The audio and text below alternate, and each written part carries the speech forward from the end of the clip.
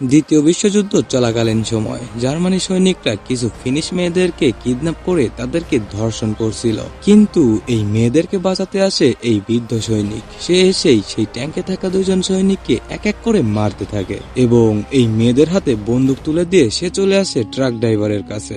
এরপর এই ড্রাইভারকে সেখানেই সে হত্যা করে এবং এই ট্রাকটার কন্ট্রোল নেয় সেখানে থাকা একটা মেয়ে। এরপর এই ট্রাকটা নিয়ে এই মেয়েটা চলে আসে সেই সৈনিকদের গাড়ির সামনে এবং কিছু বুঝে ওঠার আগে এই ট্যাঙ্ক থেকে এই মেয়েগুলো বেরিয়ে এসে টপাটপ করে এই জার্মানি সৈনিকদের মাথার খুলি উড়িয়ে দিতে থাকে। ভাইরে ভাই, এই সিন যে কি লেভেলের ফাইটিং সিন সেটা আমি তোমাদের বোঝাতেই পারবো না, শুধু এটুকুই বলতে পারবো এই সিনটা যে দেখেছে তার কাছে এই সিনটা একদম ফাটিয়ে দিয়েছে। এই সিনটা দেখলে তোমাদেরকে কেজিএফ চ্যাপ্টার 2 এই সিনেমার কথা মনে করিয়ে দিবে। আচ্ছা, তোমরা কমেন্ট করে জানিয়ে দিও আমি কেজিএফ চ্যাপ্টার 2 কোন সিনের সাথে তুলনা করছি।